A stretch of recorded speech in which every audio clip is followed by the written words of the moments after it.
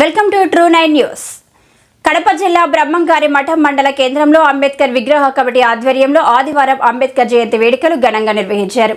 ఈ సందర్భంగా 4 రోడ్ల సెంటర్ నుండి కోలాటం, డీజే శబ్దాలతో అంబేద్కర్ విగ్రహం వద్దకు ర్యాలీ నిర్వహించారు. అనంతరం కేక్ కట్ చేసి శుభాకాంక్షలు తెలుపుకున్నారు.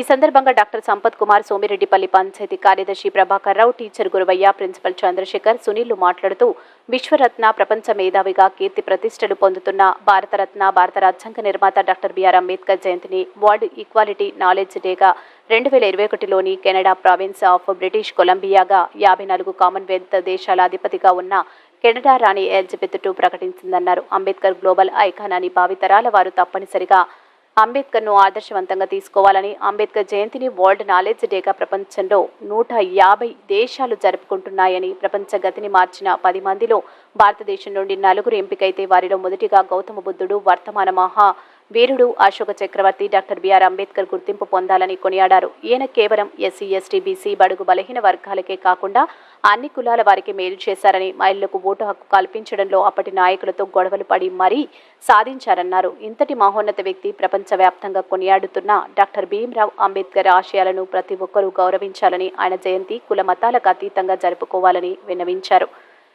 ఈ కార్యక్రమంలో Narayana, Gnaneshwar, Sagili Ubayya, Sagili Ravi, Jagan, William, Prabhakar, Hridayanath, Subhash, principal Chandrasekhar, lecturers, Jagan lecturers తదితరులు పాల్గొన్నారు.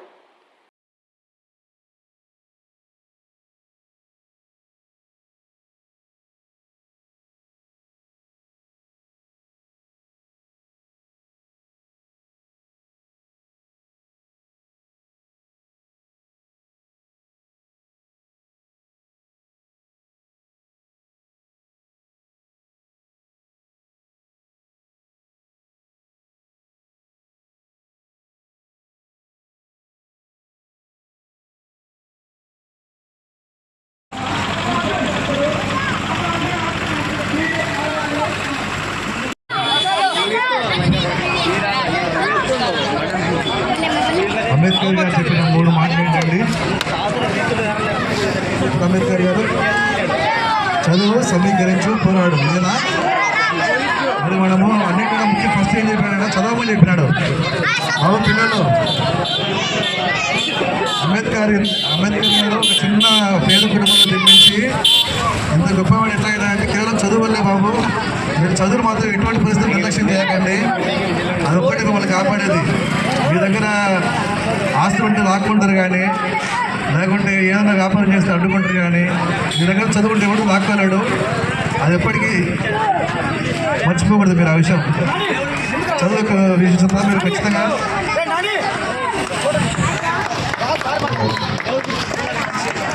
బాబు మీకు చదువు గొప్పతో తెలుసుకోండి, కష్టపడి చదవండి. దాన్ని మీ నుంచి దాన్ని ఎవరు లాక్కోలేరు. జై భీమ్.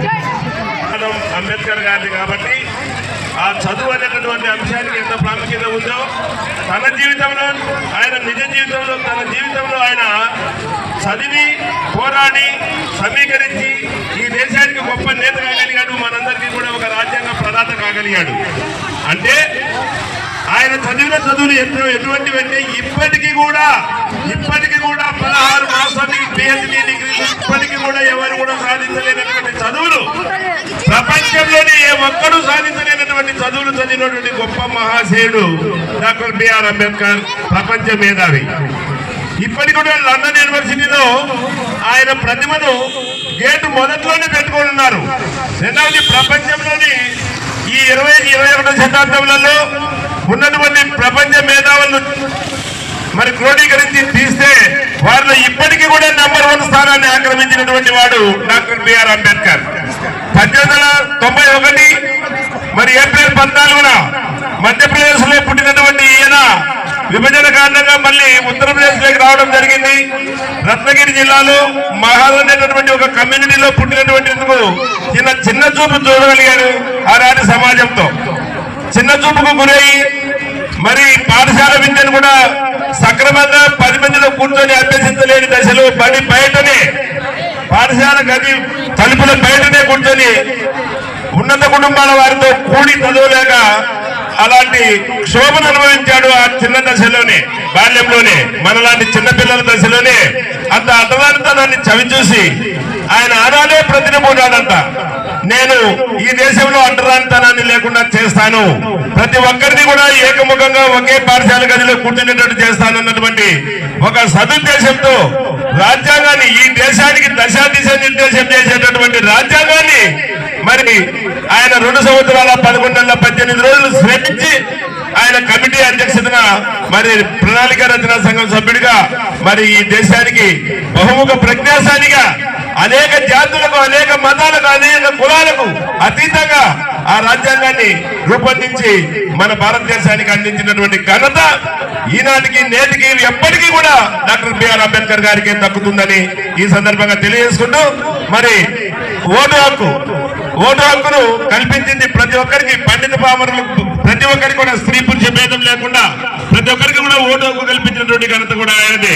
ఇలా రాజ్యాంగ రచనలో ఎన్నో మౌలికమైనటువంటి అంతర్లీనమైనటువంటి భావనలను తన జాతికి అందించి మరి ఈనాడు కూడా మనల్ని ప్రతి ఒక్కరిలో కూడా సమానత్వాన్ని పొందేటట్టుగా చేసినటువంటి వీరుడు, ధీరుడు, విజ్ఞాని ఆనాటి మరి డాక్టర్ బిఆర్ అంబేద్కర్ గారి యొక్క ఆశయాలకు అనుగుణంగా మనం కూడా చదవాలి, ఎదగాలి, పోరాడాలి, సమీకరించుకోవాలి మనల్ని మనం.